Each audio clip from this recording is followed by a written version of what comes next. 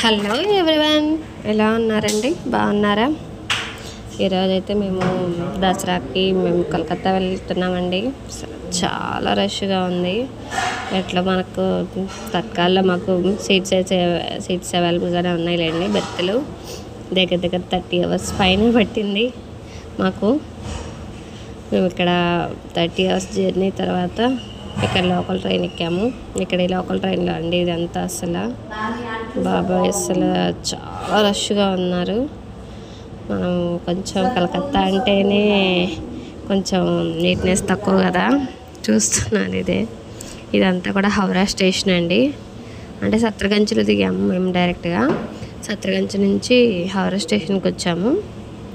అంటే కలకత్తాకి ఒక 60 కిలోమీటర్స్ దూరంలో మాకు తెలిసిన వాళ్ళు ఉన్నారు. అంటే జెంట్సేలేండి, ఫ్యామిలీ కాదు. మాకు రూమ్స్ అవి అరేంజ్మెంట్స్ చేస్తారనమాట.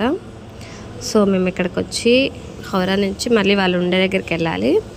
అందుకని చెప్పేసి మేము ఇక్కడ హౌరా స్టేషన్లో అక్కడికి వెళ్ళటానికి కాట్పా జంక్షన్ కంట కాట్పా వెళ్ళే దారిలో అక్కడ దారిలో చూస్తున్నారు అనమాట. ఎక్కడ వెళ్ళాలి ఏంటి అనేది. అక్కడి నుంచి ఆ రోజు నైట్కి, అంటే ఇంకా ఎల్లుండి దసరా అనగా ఆ రోజు ఇది. మా వాళ్ళ దగ్గర నుంచి ఒక 45 kilometers ఇట్లా సెట్టింగ్స్ వేసి బాగా అసలు చాలా హై లెవెల్లో పెట్టారండి బాబు. అసలు చూస్తుంటేనే మనకి మతిపోతున్నట్టుంది. మనకెళ్ళి వినాయక చవితి అట్లా చూస్తాం కదా, అంతకంటే కూడా ఇంకా ఎక్కువ గ్రాండ్గా చేశారు. నేను ఇక్కడ ఒక 6 సెట్టింగ్స్ వరకు వేశారు దగ్గరగా. అంటే ఒక 1 kilometer దూరంలో. మనకి 1 kilometer దూరం అనే ఉంది కానీ మొత్తం దారంతా స్టాల్స్ పెట్టి అట్లా ఉంది. చాలా బాగుందండి అసలు. అమ్మవారి లోపల ఉన్న అమ్మవార్లు కానీ అలంకరణ చాలా బాగా చేశారు. బయట సెట్టింగ్ అనమాట ఇదంతా. ఈ సెట్టింగ్స్ అన్నీ దాటుకొని లోపలికి వెళ్తే లోపల అమ్మవారి విగ్రహాలు కూడా ఉంటాయి. అసలు చూడండి ఎంత బాగున్నాయి చూడండి. అసలు నాకు ఇవన్నీ అసలు చాలా థ్రిల్లింగ్గా అనిపించింది.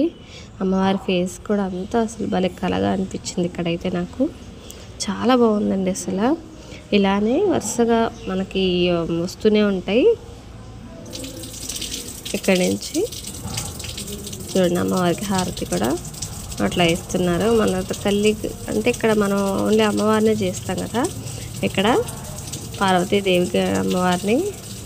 అట్లానే ఇక్కడ వచ్చేసి మన గణేష్ మహాస్వామి, సరస్వతీదేవి, లక్ష్మీ అమ్మవారు, అలానే కుమారస్వామిని, వీళ్ళ 5గురిని పూజిస్తారనమాట.